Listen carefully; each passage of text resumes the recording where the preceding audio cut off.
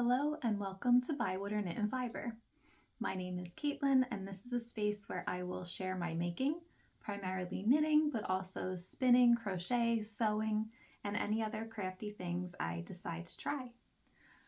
This is my second episode and I just wanted to start by saying thank you so much to everybody who watched, liked, commented, subscribed. After my first episode, I was completely blown away. And overwhelmed in the best possible way. Everyone was so kind. All of the comments were encouraging, and I really just was not expecting such a response. So thank you so much. I truly appreciate it. I have a little bit to share with you today. I didn't get a lot of knitting done this past couple weeks because I went back to work after being off over the summer. I work in education, so I am lucky that I get some time off. But I was pretty tired, so I didn't have a ton of energy for knitting, but I do have some things to show you. So we will get started. I will start with what I'm wearing. This is the Demi-Lune top by Sashiko Bergen. I knit it in some unknown 100% cotton that I got in a clearance bin at Maryland Sheep and Wool a few years ago. They were seconds, so there's some irregular spots in the dyeing, but it doesn't bother me. I really love this top. It's a tank top for the summer, and it has this curved hem, and it's super fun to knit. It's all garter stitch with some short rows, and it is knit in pieces, so you seam it up the side with mattress stitch. But really simple, a really fun knit, and nice for the warmer weather. I'm also wearing, you can't see them, but a pair of Arthur pants by So Liberated that I made with an old linen bed sheet. So I will put a picture in of me wearing them. I love the Arthur pants. They're so comfortable and the finishing is so nice. It's all done with flat felled seams and French seams, even the pockets. So there's no raw edges. The pattern comes with a video tutorial, so it walks you through every step of the way. And I highly recommend it. These were the first pair of pants, no, the second pair of pants that I've made, and I really love them. All right, so we will start. I don't have any finished objects today, but I do have a half finished object. I finished the first sock. This is just a vanilla sock that I'm knitting for my mom. It was her Mother's Day gift. She picked the yarn and I am making the socks. So this is the first one. I haven't cast on the second one yet. I just finished this morning. The yarn is West Yorkshire Spinners Signature 4-ply in the color Green Woodpecker. I got this from one of my local yarn stores called Flying Fibers. It's a beautiful yarn store, and they do sell online. So if you would like to get this yarn, the last I checked, they still had this color in stock. But yeah, and I don't know why, but so the Kitchener stitch is the only thing that I did in this little yellow. That's just how it worked out, and I don't know why I love it so much that just the Kitchener is in that color. It's so cute.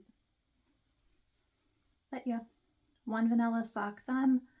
I just do a very basic top down heel flap and gusset, and then the wedge toe. Yep.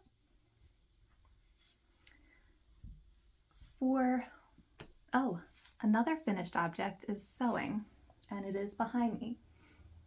This is the Colette dress by Alice Patterns. I got the pattern on Etsy. I will link it below. And this I made as a costume for the Ren Faire. So I will also put up a picture of me wearing it.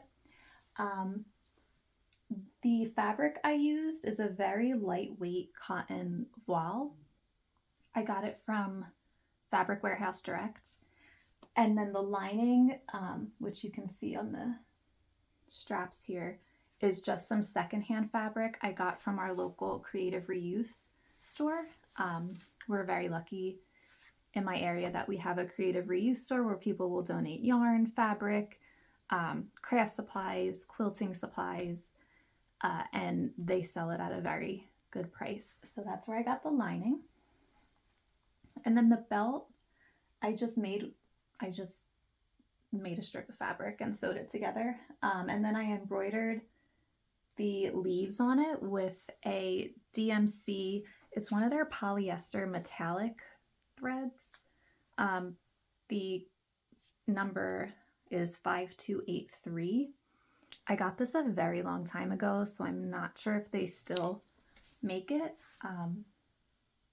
But it's a silver metallic thread, and I embroidered the leaves with that. I can't say that this is my best work. The fabric is so lightweight that it was kind of a pain to work with, and installing the zipper was not great. My seams are also a little off because the pattern uses 1-inch seam allowances for the whole dress, and my machine does not have a 1-inch mark, and I just was having a hard time keeping it even. So it's not the neatest, but it's a costume for the Ren Fair, so it's okay. The fabric is also a little bit see-through, and I wore just like bike shorts underneath it, but it was so hot and I hate wearing tight clothes when it's that hot out. So I think I'm going to use the leftover fabric to make just a pair of loose elastic waist shorts to wear under it, because it is pretty see-through. All right, that's all for finished objects. So we will move on to works in progress. I did do a little more work on my Audrey and Unst vest by Gudrun Johnston. And I guess I can show my bag. This is a bag I made a very long time ago when I first learned how to sew. It is in just a cotton canvas. So this vest is Audrey and Unst. Oops, and I'm in the middle of a row. Oops. I'm knitting it in Brooklyn Tweed Loft in the color Fauna. And I've just been working on the stockinette portion of the body. So I have a little bit more to go before I separate for the fronts and the back and start the lace pattern. And I will put a picture up of the finished garment so that you can see what it looks like. I chose the curved hem option. There is a curved hem and then a straight hem that you can choose. And there's also 2 different closure options. You can do a full button band, and then there's one where there's just buttons on the lace portion. So I just have some more stockinette to knit, and then hopefully it won't take too long and I can get to the fun part of the lace. But I'm really liking this pattern. It's very straightforward, simple, easy to follow. And I'm excited for the finished object. And then the next work in progress that I have been focusing most of my knitting time on is the Gertrude vest by Susan Crawford. And it is in her book Echoes, which is published by Lorna. So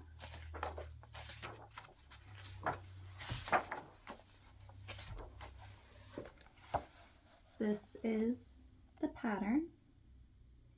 It's a beautiful Fair Isle colorwork vest. And then on the back of the vest, I don't want to show the instructions. The back is just 1 by 1 color work.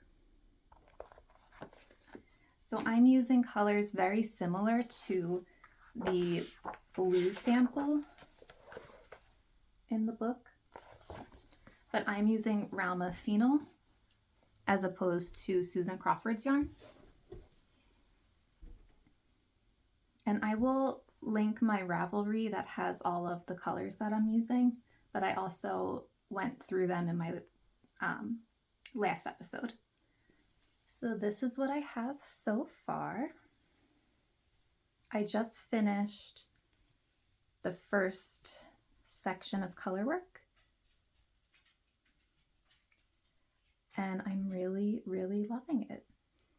I didn't realize, for some reason, I thought the pattern used 6 colors, but it uses 7. I did have another skein of Ravelry in the color 486, which is this dark green. So I decided to just use that. It's not probably what I would have chosen if I was ordering specifically for the project, but again, I just somehow missed that there was a 7th color I needed. So right here, you can't really see much of a contrast. There's brown and then green in the middle. But later on in the pattern, when you use the green, it's with a lighter background, so I think it'll look nice in that section of color work. And then here's the back with the 1x1. This is so satisfying to me. I could knit a whole garment just in this 1x1 color work. It's so pretty. So I'm excited to continue with this. I really love the Ravelry Phenol. I used it once before in a vanilla sweater by Corinne of the Woolly Thistle, and I did really like it, but it's not quite as boxy as I would have liked, so I don't wear it that much, but I'm very, very excited to finish this and wear this. And the book also has, let me pull it up. I'm sorry if you hear tippy tapping. My dog is right outside the door. I think he wants to come in. But I was talking about knitting. The book also has a cardigan version. It's called Vita.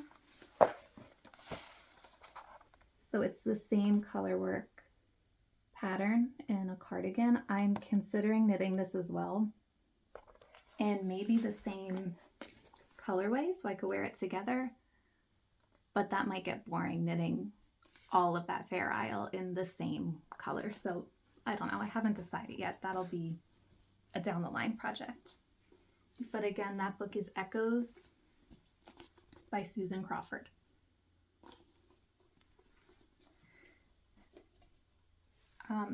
Those are the only things I've been working on for knitting. I did do some swatching in Nutiden. So I swatched for the last long pullover by Albina McLaughlin.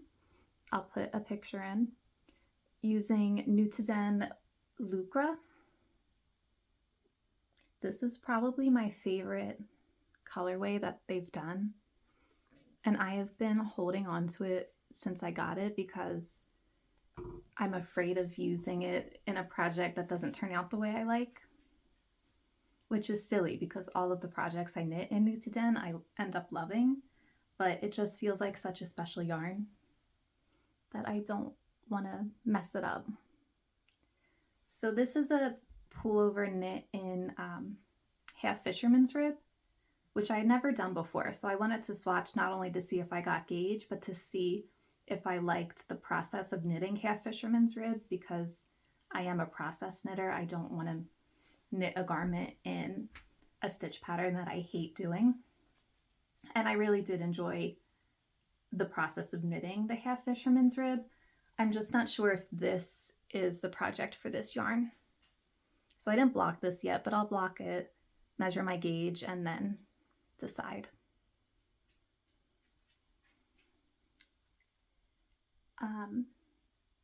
Okay, we can talk about some acquisitions and some future projects.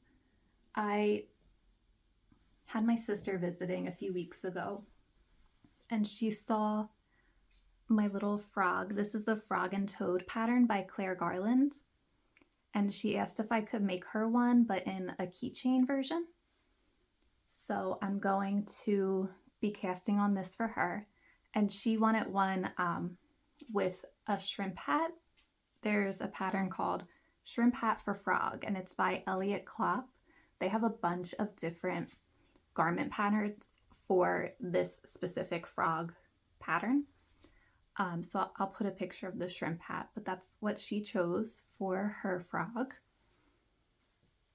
And I think she would also like just having a whole little wardrobe. So maybe over time I will knit little sweaters and overalls and things for her frog.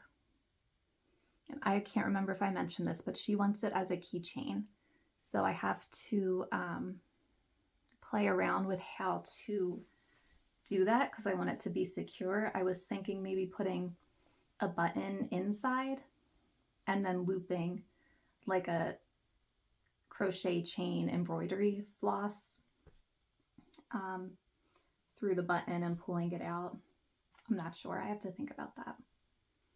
And then she also asked that I make a tiny little rat for her partner.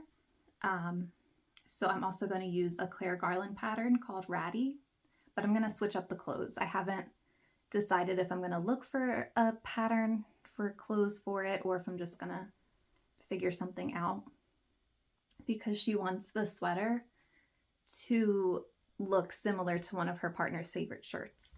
So I ordered the yarn for that, and I will play around with it, and she would like that to be a keychain as well. So I'm going to start working on that soon.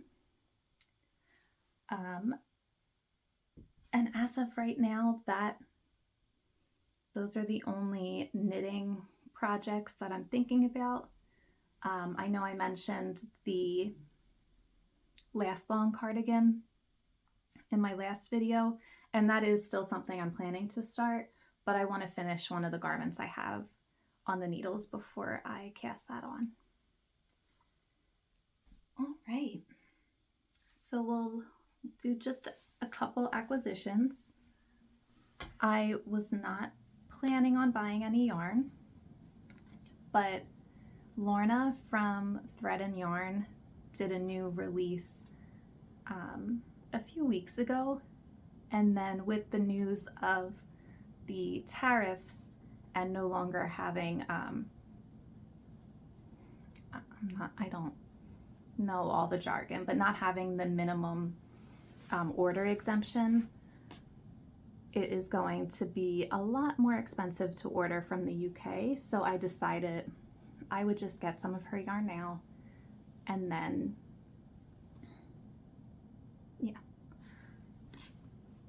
figure out what to do with it afterwards. This is one of the kits for her Briar shawl, and I might make that, but I also think this would be enough yardage for a vest. So this is her Hedgerow DK. There's 300 grams in this kit, which is 720 meters, and the color is Hallberries, and it's really beautiful.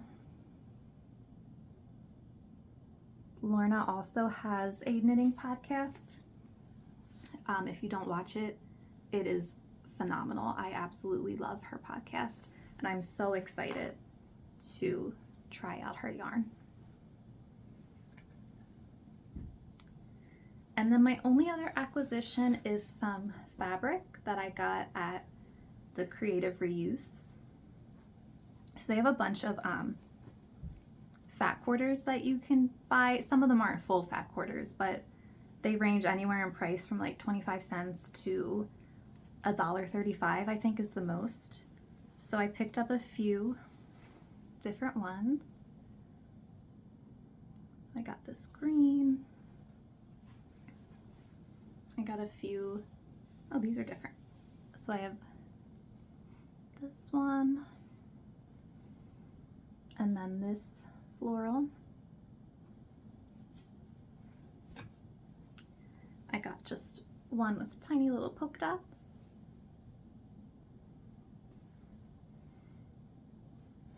I got this yellow floral. And then this one is just has tiny little cows on it. I don't know what I'm gonna do with this one in particular, but I loved it. I don't know why. Look at the little cows, they're so cute. I am not a quilter, but I would like to be. So I did start going through some of the fabric I had in stash. Most of it is from the Creative Reuse. The one I go to is called Lancaster Creative Reuse in Lancaster, Pennsylvania. So I thought I'd show you some of the fabrics I put together to potentially make a quilt. I was looking at the Bouquet 9-patch quilt. It's a free pattern from Matchy Sewing Club. I'll link it below and I'll put a picture up. So I put together some fabrics. So just go through them. I'm going with like greens, browns, like orangey earth tones, maybe a few blues, just to mix it up a bit. And again, all of this fabric is secondhand.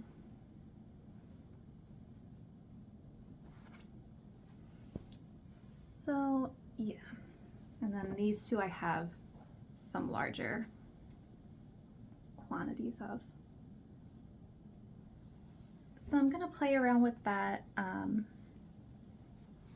Cutting in straight lines is not my forte. Even with the rotary cutter and the rulers, I always manage to mess it up, which isn't ideal when you're quilting and things need to be pretty precise. So we'll see. If it's a little messy, it's fine. It'll just be a quilt for around the house. I mean, obviously around the house, but it'll just be a practice quilt. Yeah, I think that's all I have for today. I was thinking of doing like book talk. I'm not sure if anyone is interested in that. I do love reading. I am primarily fantasy or mystery. So if anyone's interested in doing a little book talk at the end, let me know and I will start trying that. I do not know what my upload schedule is going to look like. So as I have things to show and time to record, I will upload, and then hopefully as I get more into it, I can figure out a consistent schedule. If there is anything that you would like to see, please let me know. If there's more information that you would like me to share about the projects. I didn't really go into needle sizes or size that I'm making, but if that's information that you would find helpful, I'm happy to share that as well.